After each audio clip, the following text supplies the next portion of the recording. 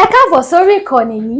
Tó bá jẹ́ ìgbà àkọ́kọ́ tí ẹ ń bá mi pàdé rèé, ẹ bá mi like, ẹ comment, ẹ share, kẹ́ subscribe. Àwọn ohun tí ẹ máa wò lórí ìkànnì yìí, òun ni àwọn ohun tí ó ń lọ láwùjọ wa tó sì máa kọ́ wa lọ́gbọ́n. Ẹ máa bá mi ká lọ. Monirudeen Bọ́lá Oyèbánjí as pay accountant oníṣòro owó tọpọlọ ẹ̀ pé ní. Nígbà tó kọ́kọ́ ṣèjọba tí ní Òsíkọ̀ ní Ọ̀ṣun, ibi tó gbé Òsíkọ̀ dé wọn gbé débẹ̀ rí up to now kò dẹ́sẹ̀ tó lè ṣe é. Nígbà tí nǹkan dàrú mọ́ Arẹ́gbẹ́ṣọlá lọ́wọ́ tó di pé ó ń san half salary bọ́yá ẹ̀mẹ́jẹ̀ ń jẹ́ kẹ́ ẹ̀ mọ̀ lẹ́nìí wọ́n gbé sákúlà kan jáde. Oyèbánjí òfin lọ́dọ̀ Arẹ́gbẹ́ṣọlá, ọ̀dọ̀ Oyètọ́lá ló máa ń lọ as the chief of staff, òun ló máa ń rìpọ́ọ̀tù fún.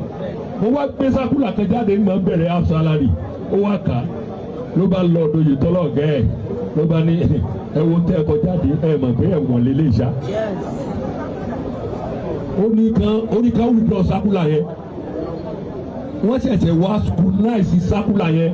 Arẹ́gbẹ́ṣọlá láti wàá rí i pé kò sí ọpọlọ nínú tí ò ń gbé jáde. Ìgbà tí wọ́n wá withdraw sákúlà yẹn tí wọ́n ní kí wọ́n má gbé jáde mọ́, tí wọ́n ṣe àwọn nǹkan kan l'Arẹ́gbẹ́ṣọlá tó sọ pé kò mọ Oyèbánjí rí nà ó. Ẹ tó máa ń rìpọ́ọ̀tù náà ni Oyètọ́lá. Ó wá ní ọmọ tó máa ń rìpọ́ọ̀tù fún ẹ̀ lólógbérí ọpọlọ ẹ̀, because as at that time Òsíkọ̀ ní Ọ̀ṣun wọ́n ti ń bò sí between 4 to 5 billion naira as their capital kí lè máa ń pè é capital base, tó yẹ pé bóyá bíi 250 million ní tẹ́lẹ̀. Ó wá pè é, ó ní kó lọ pè wá. Ìgbà tó pè dé, ó ní ọkùnrin yìí ọpọlọ rẹ yìí kò ní jọba o, mo fẹ́ kó ràn án lọ́wọ́, mo fẹ́ bí ẹ ṣe commissioner for finance. Àwọn mẹ́ta ni wọ́n máa ń rìn ní bank, àwọn mẹ́ta ni wọ́n máa ń rìn. Wọ́n ń pè kan ní Dr. Káyọ̀dé Fáṣọlá ọmọ Ìníṣà, mo ti gbàgbé orúkọ kejì, òun ní kẹta. Ní banking industry ní Nàìjíríà yìí wọ́n máa ń bẹ́rí fún wọn ní pẹ̀lú ọpọlọ wọn.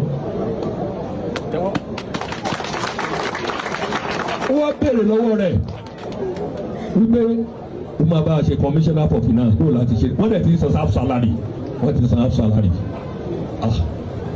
Ó ní ibi tó ń gbé ń bá ń ṣiṣẹ́ ní Òsíkọ̀ yìí, òun fẹ́ ṣe bíi tèkó, wọ́n ń pe kíní kan lẹ́kọ̀ọ́, mi mọ orúkọ tó ń pe kíní wọn lẹ́kọ̀ọ́ yẹn, tí wọ́n fi ń gbé owó, tí wọ́n fi ń rí owó lẹ́kọ̀ọ́ bí Òsíkọ̀ náà ló ṣe rí, ó ti gbàgbé orúkọ yẹn. Ó wá sọ fún wọn, ó ní ibi tó ń wá yẹn, ó ní ẹgbẹ́ kó wọn bá yẹn ṣe kó lọ òkè díẹ̀ sí i. Arẹ́gbẹ́ṣọlá ní jọ̀ọ́ fìyẹn lẹ́nu kọ́kọ́ gbà wá lórí eléyìí náà. Ó lóun máa fún yín lẹ́nìkan o, ó lóun ṣe o, ó lóun lè ṣe kọmíṣánná, ó lóun láìkí ibi tó ń ṣe lọ́yẹn, òun fẹ́ gbé débi kan tó jẹ́ pé wọ́n ní lè dúró ẹ̀rí lọ́sùn. Wá bẹ̀ wọ́n, ó ní tẹ́ bá ní dandan kí n ṣe commissioner for finance, máa fún yín lẹ́nìkan tó ṣe commissioner for finance tó yẹ pé ó máa ṣe, kódà ó máa bẹ́ẹ̀ ṣe dájú gan lọ. Wọ́n bẹ́ẹ̀ ìyàwó Arẹ́gbẹ́ṣọlá tó lọ bá, ó ló máa fún yín lẹ́nìkan ní òkè mẹ́ni náà wá, ló bá mú kanú àwọn mẹ́ta yẹn, ó ti gbàgbé orúkọ rẹ̀, Òmù Fáṣọlá. Ó mú kanú ẹrù mẹ́ta yẹn, ó wá ṣe interview fún. Ìgbà tí wọ́n ṣe interview fún tán lọ́sùn, ìyẹn náà fẹ́ wá torí wọ́n enjoy banking industry wọn as professional. But Bọ́lá Oyèbánjí ó bẹ ìyẹn pé kó jọ pẹ̀lú combination àtẹ̀mí náà lọ́sùn, a ó gbé Ọ̀ṣun síta. Yẹn ní òkè kúkúrú wọ́n ṣe interview, bẹ́ẹ̀ ṣe interview fún tán, wọ́n rí wọ́n sanwó mọ́tò ẹ̀, wọ́n ní kíní kankan, wọ́n ní kó padà sẹ́kọ̀ọ́, wọ́n retí kí wọ́n pè é kó wá bẹ̀rẹ̀ iṣẹ́. Arẹ́gbẹ́ṣọlá bá pe Oyètọ́lá pé sórí wọ́n ní bọ̀bọ́ yẹn ṣe dáadáa lóòótọ́ kankan, ṣùgbọ́n ọkàn mi ò bá ṣiṣẹ́. Ẹni tó ti mọ̀ adájọ wà níbí yìí, àlọ́ ni mo fẹ́ ṣe commissioner for finance. Ẹ béèrè lọ́wọ́ rẹ̀, by the time tí wọ́n máa announce Bọ́lá as commissioner for finance kò sí ní Nàìjíríà o kò sí interview o ó kàn déédéé gbọ́ orúkọ ẹ̀ ní House of Assembly ni ó wá pe ọ̀rẹ́ rẹ̀ yẹn pé lọ́kìlẹ̀ wọ́n jọ wà nù plane wọn lọ London lẹ́nìkan pè wọ́n ló bá ní àyù nonsense wò lélẹ́yìí ṣé bí wọ́n lọ ṣe interview tá a bá jọ wà ní bínísì kan jọ pé a tí ò ní máa rò pé mo tẹ̀ ẹ́ ni wọ́n ṣàfàyẹ ní kó má wọ́n rí i pé òun ṣá mọ̀ pé ọ̀rẹ́ òun tímọ́tímọ́ ni kó jọ kó lọ ṣe ìgbà tó délé wọ́n fi bẹ́ ni ó dẹ̀ ṣe bó ṣe ṣe báyìí oṣù tó bẹ̀rẹ̀ ṣẹ́ ní stop half salary. àtẹ̀wọ́. àwọn èèyàn kan ò mọ̀ ó ní wọn ò pé ó dẹ̀ ṣe commissioner for finance yẹn fún bíi ọdún méjì àbí 1.5 years Arẹ́gbẹ́ṣọlá kó ló di pé 18 months ló fi ṣe.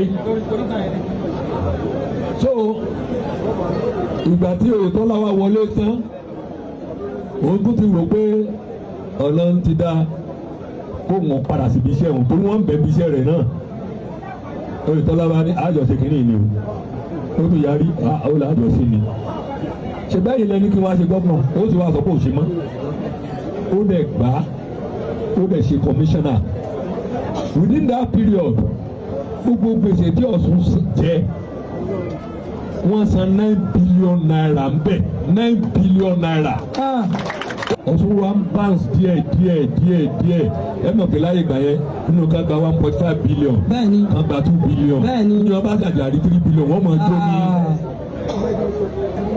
ó ní engine room Oyètọ́lá tí Oyètọ́lá bá approve gbogbo owó tán máa san báyìí tó bá wò á tún padà lọ Oyètọ́lá alẹ́lẹ́ ìlànà ìsàn eléyìí ìlànà ìsàn Oyètọ́lá òde ń bá jà tó mọ̀ pé ó mọ̀ ń pẹ́ láti ìgbà yẹn l'Oyètọ́lá náà ti rò wípé tóun bá fẹ́ ṣàánú Ọ̀ṣun ẹni tó yẹ kó ti gómìnà Ọ̀ṣun nìyí ìgbà tí Oyètọ́lá máa kúrò ń bẹ̀ táwọn eléyìí tán rí igi ẹ̀ tán síbẹ̀síbẹ̀ tí wọ́n rí igi ẹ̀ tán lọ wọ́n tún fi 14 billion naira sí àpamọ́ ìjọba 14 billion naira yẹn níjọ́ tí wọ́n sí àwọn yìí àti gómìnà ìjọ ìnáná tán láti gbà yẹn dàárọ̀ yìí wọ́n san gbèsè kankan lọ́sùn mọ́ o gbèsè tó tún jẹ́ ìwà ń bẹ̀ Ọlọ́run dẹ̀ tó wá ṣe é lásìkò tó wà ń bẹ̀ ni president wa Tinubu lórí energize economy Nàìjíríà ni wọ́n bẹ̀rẹ̀ sí rí owó gọbọi subsidy wọ́n remove ẹ̀ ló wá di pé ibi tó gbé rí 2 billion 1 billion lóṣù wọ́n wá rí 20 billion wọ́n wá rí 18 billion wọ́n wá rí 30 billion every month.